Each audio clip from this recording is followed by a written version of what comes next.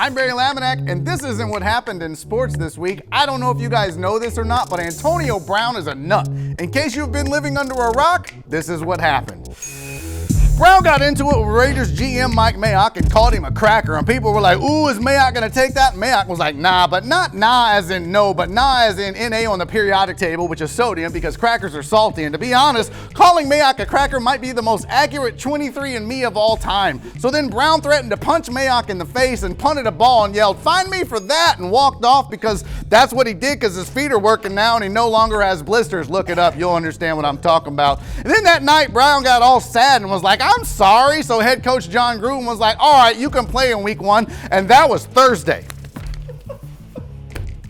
Then the Raiders were like, yeah, we're cool, fam, but we're still going to fine you $250,000, which basically meant Brown's $30 million guaranteed was no longer guaranteed. And Brown was on Instagram. He was like, oh, no, just release me then. And the Raiders were like, okay, bye. So I'm assuming he used the ex-Raiders filter when he was on Instagram. And Brown said he was just trying to keep it real on the gram. And now we all know how much keeping it real costs, $30 million guaranteed dollars. So Brown gets released, and like 3 hours later, the Patriots are like, come play with us. So Brown had his agent send them a list of complaints in advance, and the Patriots were like, we don't care about any of that, just don't make eye contact with Tom Brady or we're firing you. So Brown was like, cool, I can do that because $10 million guaranteed is better than no million guaranteed. And now Antonio Brown is a Patriot and everybody else in the world is like, what the hell just happened? Look, the bottom line is Antonio Brown is everyone's crazy ex-wife. Junior high girls were watching this week like, OMG, what is going on? That's a lot of drama.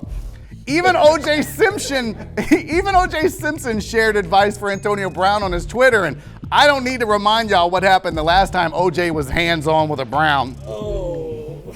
Spoiler alert, he needed smaller gloves. When asked if he thought Brown was going to be a disruption to the Patriots, Bill Belichick, their head coach, said, have you seen what our owner does? All right, let's talk some other football news, shall we? The Denver Broncos announced their football stadium will now be called Empower Field after partnering with Empower Retirement, the nation's second largest retirement services provider. The team also announced their new mascot will be a Werther's Original. The Cowboys' Ezekiel Elliott became the highest paid running back in the NFL, agreeing to a 6-year, $90 million extension, or as the Cowboys called it, one wild card playoff game.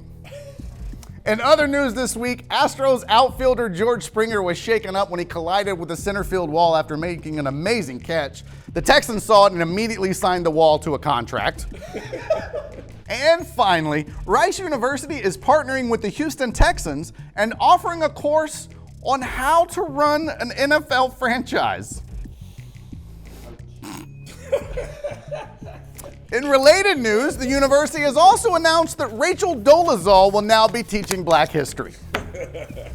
I'm Barry Laminack. That's not what happened in sports this week.